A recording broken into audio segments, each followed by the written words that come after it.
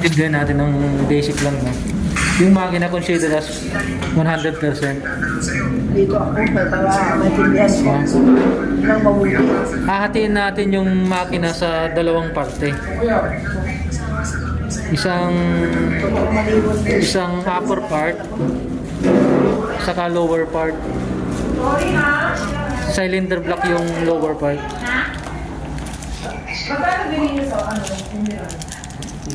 Tapos yung higher part is cylinder head.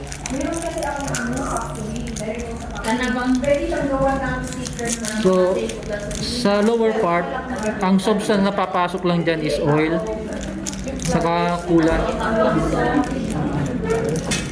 Okay? Ito lang ang papasok dyan sa cylinder block. Wala nang iba.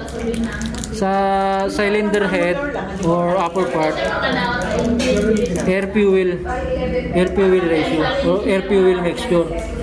Doon papasok yung product natin. Sa upper part. Sa upper part lang. Hindi pwede maghalo yan, sir, ha? Kasi catastrophic pag naghalo yan. Now, pasadaan lang natin si cylinder block. Ayan lang. Ang medium na iikot dyan is oil lang. Now, ang oil, ang purpose lang yan is to lessen the friction. Yun lang ang pinaka-purpose niyan. Lesson. Lessen yung friction. Madulas lang, padulasin lang yung mga Parang lubricant lang. lubricant nga eh. Yun lang ang pinaka-purpose niyan. Ngayon, sa market may 4 na brand na nagtatalo sa market. Ngayon, ang pinaka-purpose din yan, walang iba kundi lessen the friction. Tapos, iwasan din yung overheating. Okay? May 4 na naglalaro sa market ngayon. So, Premium, Wanderloop, F2R, saka Jet 1. Magaganda lahat po yun. Ngayon, itong brand na to, magaganda sila para mag-perform ng maayos yung makina natin to lessen the friction on overheating. At the same time, lessen yung fuel consumption. Kasi pag madulas kasi ang mechanical parts din ng moving, less work ang nangyayari dyan eh. Smooth lang. Smooth lang. Now, yun ang benefits natin. Now, punta naman tayo sa dito, sa upper part. Doon papasok na yung product natin. Yung fuel kasi sa market, standard form lang po yan. Standard form. Ibig sabihin, hindi siya excellent. Okay? May halo pa yung tubig, na-discuss sa taas yun. Pag stock po yan, oil at saka tubig. Bakit tubig? Normal po yan kasi pag nilagay sa storage yan, naka-air vent po yung yung storage ng mga gasolinahan. Nakikita niyo sa sa parking. May mga ganun, no. Yun yung air vent nila. Yung atmosphere kasi may tubig po yan na hindi natin nakikita. Moisture, kumbaga. Moisture content yan. Yung hangin, may moisture content po yan. Ngayon, pag atmospheric pressure yan, pag nakasingaw yan sa atmosphere, papasok po yung hangin dyan, magbibuild up ng tubig sa loob. That's why magkaroon ng mold, impurities, oil, pag hindi nakahalo, so ganun po nangyayari na yung oil nasa taas. Pinaliwanag din sa taas. Ngayon, pag pumasok ng ganyan sa makina mo, sir, problema yan. Kasi ang tubig hindi pwedeng i-combust yan eh. Pressure yan. Ang tubig kasi hindi siya nakukompress ang tubig. Dapat na yan. Painitin mo muna para maging makumbustin mo. Okay? That's why yung product natin comes in. Pinupurify niya po yung impurities dito. Pinupurify niya po yan. Malinis na siya. Pag pumasok sa engine natin, malinis siya, walang masyadong pressure. That's why yung vibration, noise, nalilisen. Totoo po yun. Okay? Ganun po ang nangyayari. Now, pag ordinary fuel, walang treatment, no? pagpasok sa injection system, liquid state siya.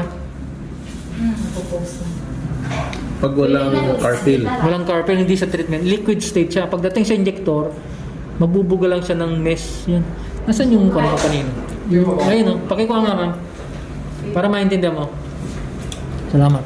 Ito sir, parang injection to. Ganyan o. Ay, tanggalin mo yung carpel. Kita mo yun sir? Oo. Ano na yan? Fine. Super fine na siya. Oo. Oh. Yung ibang pag nakakita ka na yung sa alcohol, na pag ginaganon, Oo. pag ginanon mo yung palad mo, di ba basa? Yun, ganun ang nangyayari sa injector, hindi masyadong super fine yung ano niya, yung buga niya. Wala naman tayo kasing pinakailangan sa makina eh, walang adjustment eh. Wala tayong binuksan. Naglaglag lang tayo ng carpil sa tangke. Ibig sabihin, yun po ang nangyayari dyan. Pagdating po dito, pag may treatment ng carpil yan, vapor state na siya. Okay? Kumukulo na yung bubbles na. Kaya pag inject ng ng fuel, ganyan na siya. Oh. Super fine. That's why nagkakaroon ng fuel savings. That's why nagkakaroon ng less noise, less vibration. Okay. Pag walang treatment kasi, malakas ang buga niyan. May mga tubig-tubig, ano pa yun, liquid state pa yung mahirap i-compress yun. That's why yung vibration at saka noise, malakas. Sayang din yung fuel. Kasi hindi nasusunog eh. Sobra. Tama. Sobrang binubuga niya. Yun yung magic na pangyayari. Okay. So yun ang ginagawa ko ng carpil sa makina natin. Oo. Yung buga niya sa injector, super fine na siya. Doon nagkakaroon ng saving. Okay. So, Okay. yan na sir.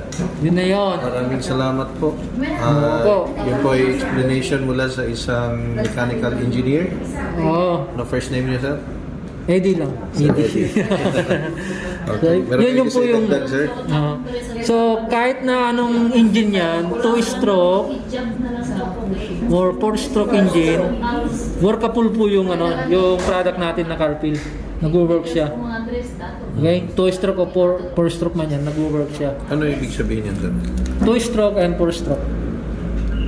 Yung ang design kasi ng makina ngayon is 4-stroke na siya. Yung espresso sir? 4-stroke na yun sir. First stroke na. Ano pa yung 4? Okay. At saka System two-stroke. kanya ma'am, yung process ng... Yung mga jeep, 4-stroke yun. first stroke din. Nagkakaiba lang sa fuel na gamit. So effective siya sa mga ganyan. 2-stroke at saka 4-stroke. Yes. Okay. Actually, ginagamit yung liquid form nito, yung product natin, liquid form sa shipping, factories, bunker oil. Okay.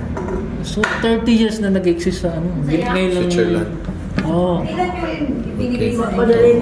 Kaya yung proven and tested na po yung product natin. Hindi na po siya bago. Talagang proven and tested na po. Sige. Maraming salamat Sir Ed Opo. sa very clear Pinapanood ko lang explanation. Thank you. Thank you. God Ako bless. pinanood ko lang po yung